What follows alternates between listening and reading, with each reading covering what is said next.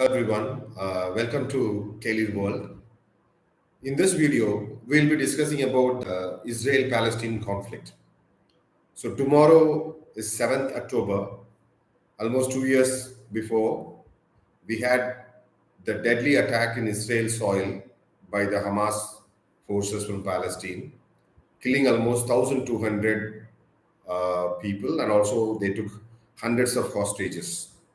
So the current conflict is the result of historical enmity between these states. We all know from the days of creation of Israel, right through different wars, and right now we are in a stage where almost every day civilians and children in Gaza are getting killed. So the current peace plan proposed by the president of US, Mr. Trump, includes 20 points in which most of the details are not fully shared with the public, but we do know the critical aspects to the plan. According to this plan, Israel and Hamas would get into a ceasefire. They will stop all war-related attacks, and Hamas will release all the hostages which are being kept by Hamas. Also, the remains of people who have been kept and who died in the custody of Hamas to Israel. For that, Israel would return, most of the prisoners, almost for every single Israeli hostage, Israel will release 15 uh, people from Palestine who are now in the Israel jails. So that is one critical aspect.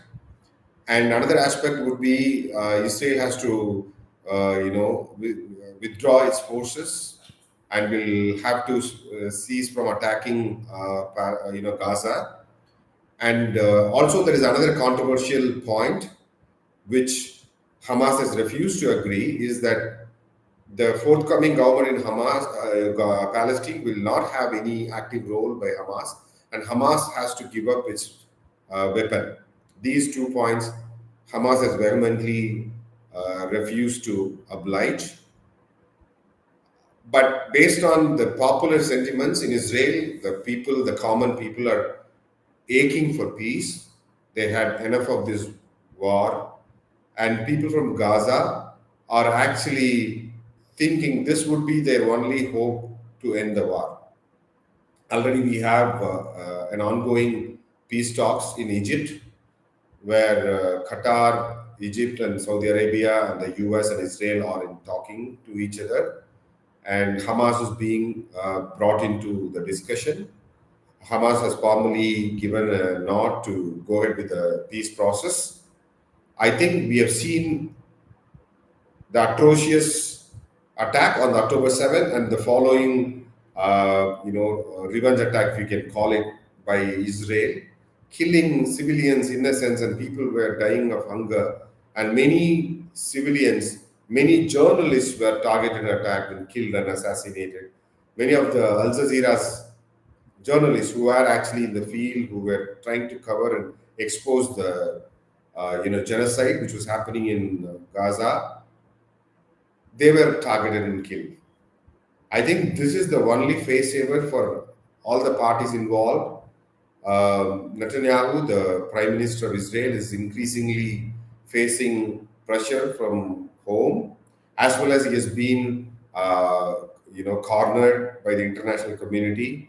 Increasingly, countries like France, France, Norway, those so-called Western countries and European countries are criticizing Israel. The popular sentiments in these countries have gone against, steadily increasingly going against Israel.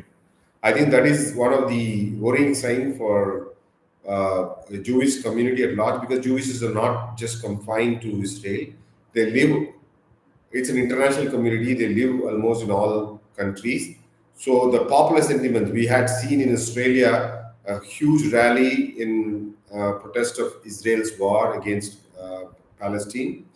I think this is the lifeline for Netanyahu to gracefully exit the war and also to climb victory. Even Hamas can climb victory. I think that is what this war is inching towards in terms of conclusion on this third year anniversary, if you may call it, of the deadly attack of Hamas against Jewish community in Israel.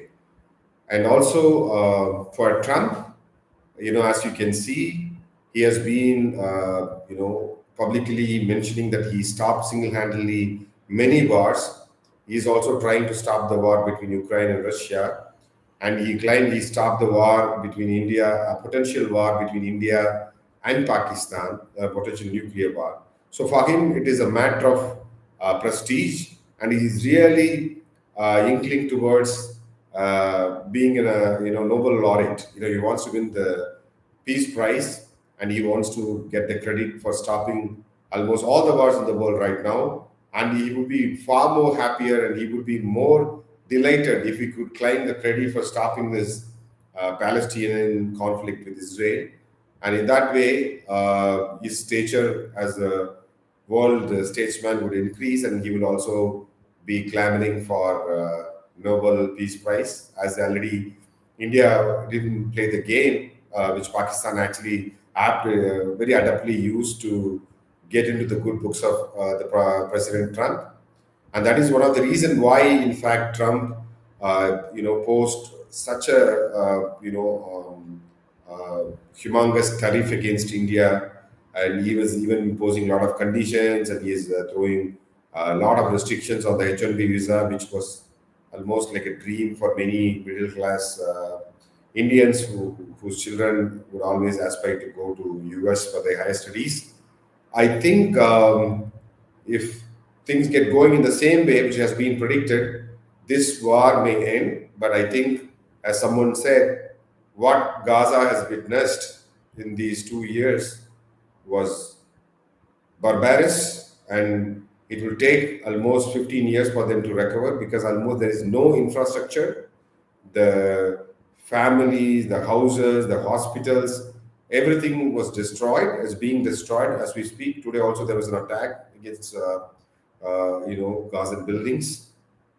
I think it is important for people to come forward, the international community, not just stop the war, to also stand with people of Gaza to rebuild their home, and to put some sense of sustenance for them to rebuild their lives. I think that is only fair. And I think all these organizations which are propping up the wars should stay back and think, or to reflect and think, the incredible pain they have inflicted on these innocent children are really worth, whether the cost of war, cost of war is really worth paying. And they should always get into the table of negotiation and discuss and sort this out in a civilized manner. I think the casualties, the people who have expired in this war, their lives living should not be in vain, and their soul should be honored.